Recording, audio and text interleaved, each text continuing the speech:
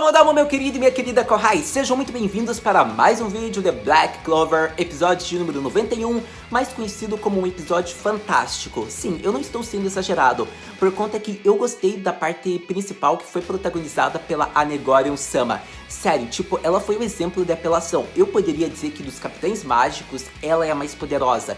E você sabe que eu sou muito fanboy do Yami, e eu estou dizendo sem exageros que eu acho que ela é a capitã mais poderosa de todos. E foi mostrado como ela treinou duro para ter esse poder, então na minha opinião eu considero ela a mais poderosa. Eu poderia dizer que em nível de poder ela poderia, digamos, se equiparar ao Rei Mago, mas isso pode ser eu que estou sendo um pouco exagerado.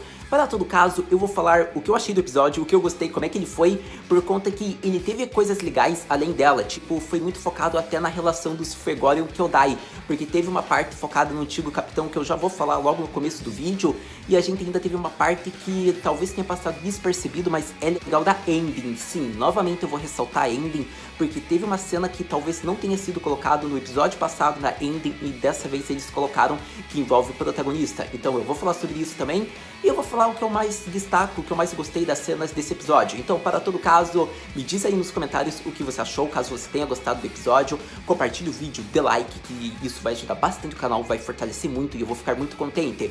Então vamos falar agora de Black Clover, episódio número 91, conhecido como o Show de Anegorion, que derrotou facilmente um membro do Byakuya. Vamos falar da ending antes de eu ressaltar o que eu mais gostei do episódio, por conta que eu acho que a ending foi muito importante, ou talvez eu não tenha percebido, talvez no episódio passado, então me corrija se eu estiver errado. Mas para todo caso, eu acho que eles mudaram uma parte da ending que envolve o Asta, por conta que a gente vê que passa o normal Yuno, e daí no momento que passou o Yuno, a gente vê que mostra o Asta transformado. Só que é diferente da Kuroiform, é tipo uma Kuroiform 2. Vocês sabem que normalmente isso iria acontecer, o Asta provavelmente ainda vai ter uma forma mais completa do que essa que mostrou na ending. Só que eu acho que foi legal porque é diferente da Kuroiform que ele usa. A gente sabe que ele tem, digamos que, uma asa e tem meio que uma forma que seria semelhante talvez a um chifre. Só que acontece que nessa Kuroiform, o chifre é bem longo, tipo, tá como aqueles Akuma mesmo. Tipo, como se ele fosse um, então tá bem diferente do normal. Seria esse um spoiler do que pode acontecer nesse arco? Ou talvez seria só um adiantamento do que pode acontecer ao longo da história? Saberemos com os próximos episódios, mas o que eu posso adiantar é que é uma forma 2 da transformação dele. Pelo menos é isso que a gente pode deduzir da imagem da ending. É uma imagem dele mais experiente e mais forte. Pelo menos é isso que eu acho. Me diga o que você acha nos comentários. Mas tendo falado da ending, vamos falar de outra cena interessante. Outra cena que eu gostei do episódio foi a imagem do Fuegoleon Dancho, o antigo capitão dos Leões Carmesins, o irmão do Orel e o irmão mais novo lá da Anegorion. Eu acho que foi legal por conta que a gente viu que ele ainda está inconsciente, só que ele já conseguiu ter, digamos que, como eu posso dizer, ele está recobrando os movimentos. Ao longo do tempo ele vai recobrar consciência, porque foi uma cena muito simples, que talvez não seja pra notar, mas eles focaram muito na mão, então tipo, não tem como você não ter prestado atenção. Foi uma cena que eu gostei porque no momento importante da obra ele vai recobrar consciência pelo que já mostrou nesse episódio. Então foi bem legal ver que ele aos poucos já está conseguindo se despertar. Isso foi muito interessante e para quem gosta desse capitão vai ser muito legal ver a volta dele. Eu pelo menos gosto desse personagem e vai ser muito emocionante.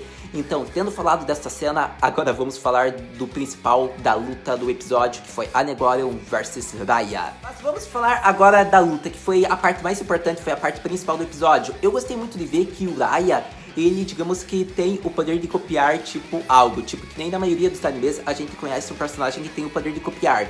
E nesse, ele tem o poder de copiar os elementos, os atributos, a magia de certos rivais, companheiros, adversários de qualquer pessoa. E a gente viu que é só ele tocar no grimório da pessoa que ele consegue adquirir a magia. Ou pelo menos seria isso. No caso do Asta, ele não conseguiu copiar a anti-magia, porque como eu já disse, anti-magia, ele não vai conseguir copiar uma espada anti-magia. Ele só copia a forma da espada, a imagem visual, mas não o poder do Asta. Então foi bem bacana isso. Pra todo caso, diferente do Asta, ele consegue copiar de todos os outros. Por conta que a gente vê que, tipo, ele pode pegar todos os atributos, seja fogo, raio, terra, você vê que ele pode pegar qualquer elemento, tipo vento. E a gente viu que ele tem técnicas que já foi mostrado nos outros episódios, que nem o Asta falou, que tipo, ele conseguiu copiar uma técnica do Yami, pra você ter ideia. A diferença é que ele não conseguiu ter a qualidade, a experiência, a técnica que o Yami consegue utilizar. Como mostrou, dependendo do mago que ele copiar, ele pode fazer com que a técnica fique mais forte, mas dependendo do mago, pode ser que não, porque vemos que ele não conseguiu copiar a técnica do nível do Yami, que é o Capitão Mágico. Só que dependendo se fosse tipo, talvez um vice-capitão ou um mago qualquer, tipo Uruko, pode ser que ele consiga copiar a técnica de raio, mas isso é só um exemplo que eu estou dando. Para todo caso, a gente viu que ele fez muito bem, ele copiou os elementos e a gente viu que ele estava quase que se garantindo com isso, mas como o próprio Zora falou, há um problema nisso, por conta que ele não pode usar dois elementos, duas magias. Algo que ele usa uma magia, ou seja, a magia de copiar, ele já está utilizando uma magia.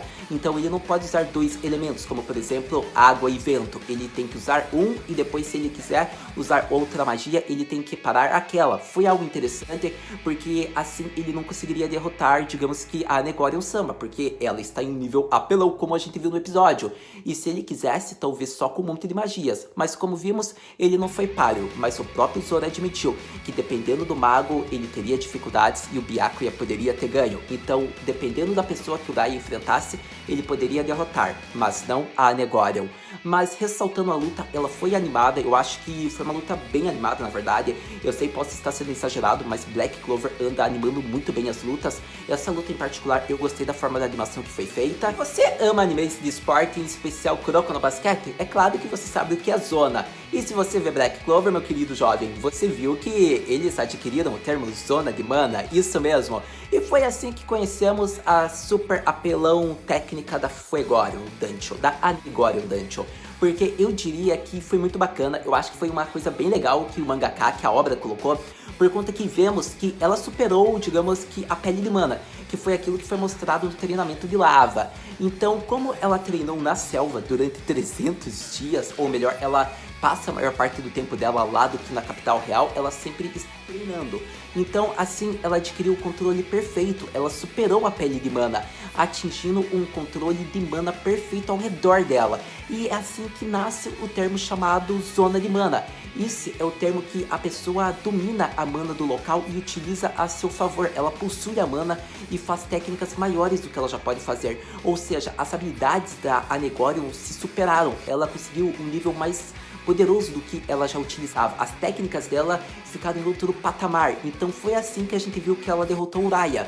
Porque como ela tem uma mana, um controle de mana perfeito, e a gente viu que ela estava em torno de uma área meio que fechada, próxima do labirinto, ela tomou aquele para seu local. Ela foi com uma fera selvagem e usou a mana ao redor dela para atacar Uraya.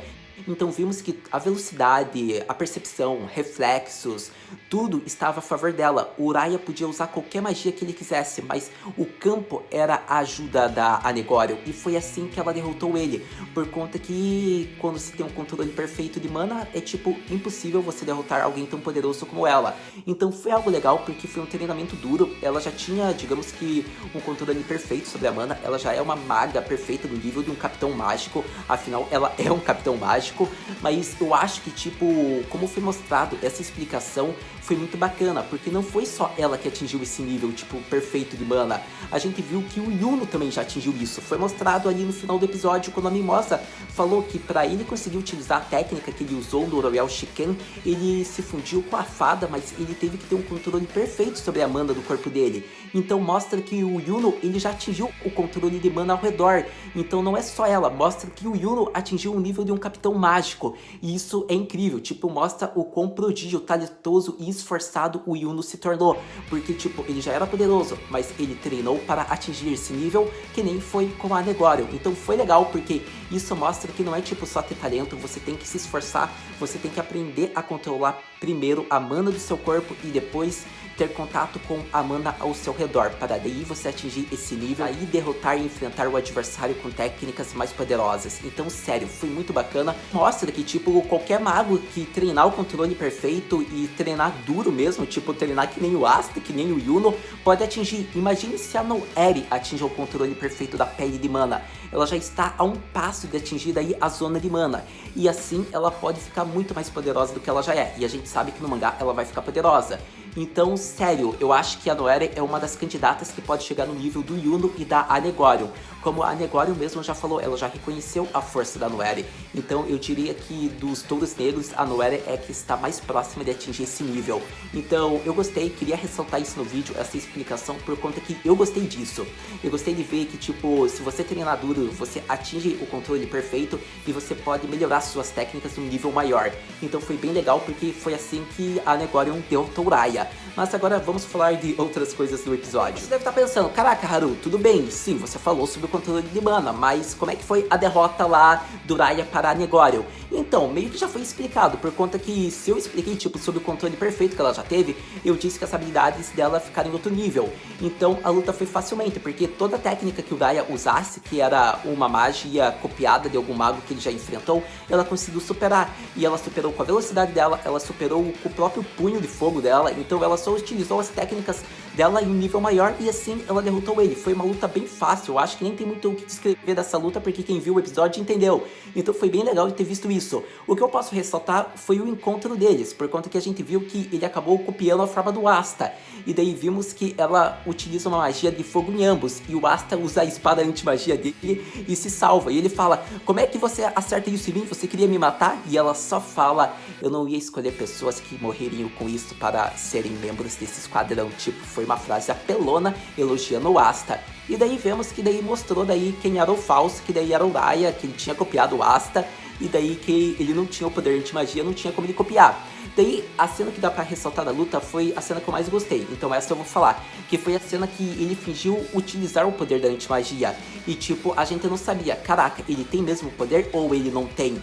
E acontece que a Anegório não quis saber, ela poderia ter a mão estraçalhada, mas ela quebrou a espada falsa do Raya, por conta que se não fosse falsa, ela perderia aquele punho de fogo e ela iria se machucar gravemente, mas ela acreditou que ele não conseguiria copiar esse poder anti-magia e foi com coragem e acertou ele, e foi só coragem, tipo, não tem outra explicação, não tinha como você saber, ele pegou o poder, ele não pegou, tipo, você estava arriscando a sua vida mesmo.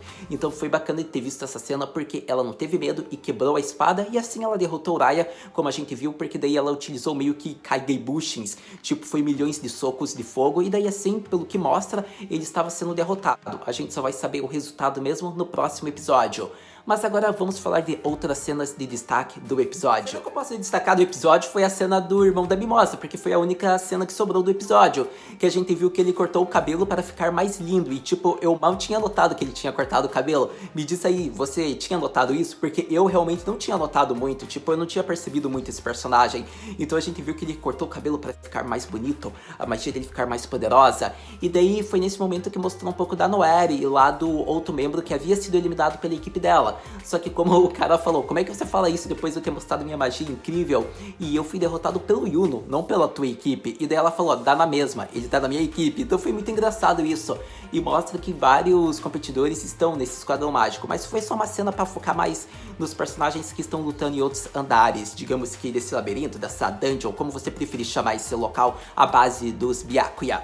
Mas foi uma cena legal, gostei bastante.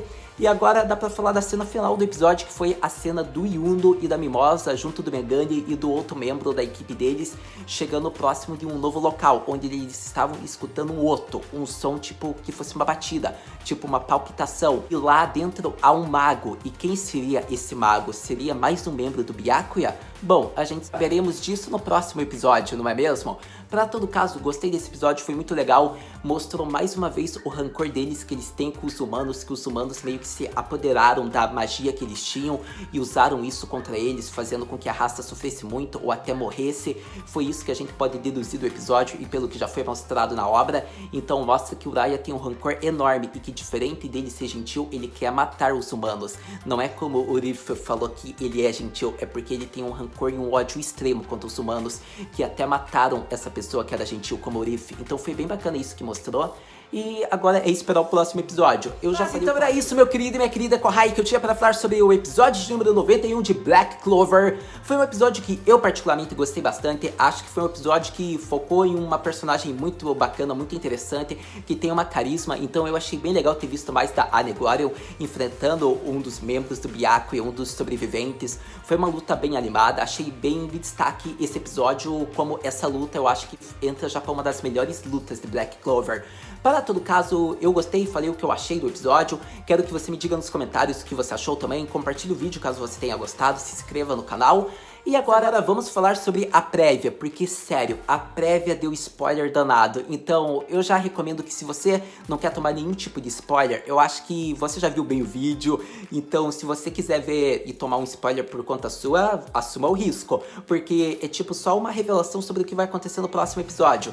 Mas então, se a sua pergunta é, Haruhi-senpai, o que podemos esperar para o próximo episódio de Black Clover? Mas antes de eu falar o que podemos esperar para o próximo episódio, minha querida e meu querido Kohai, eu tenho que falar sobre a cena do irmão da Noelle. Foi legal ver que, tipo, ele tem uma magia que se transforma em espadas, se transforma em armas, talvez em pássaros, mas eu gostei de ver que é uma magia que envolve prata, metal. É uma magia bem interessante que é muito usado para combate. Não é à toa que ele é o capitão do esquadrão dele, que é águias prateadas ou algo do tipo.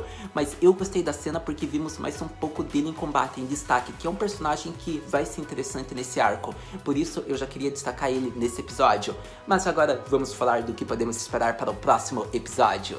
Então, meu querido e minha querida Kohai, para o próximo episódio de Black Clover, a gente viu que vai ter uma luta emocionante. Tipo, é um episódio que, tipo, vai ter muita emoção, você talvez chore, porque é o confronto do Rei Mago contra o líder do Byakuya, isso mesmo. Só que o que eu quero que você preste atenção é por que ele está usando o uniforme do Alvorecer Dourado. O que isso tem a ver? Por conta que a gente viu que há realmente traidores dentro desse esquadrão. Tipo, a gente já viu pelo vice-capitão que ele estava sendo controlado.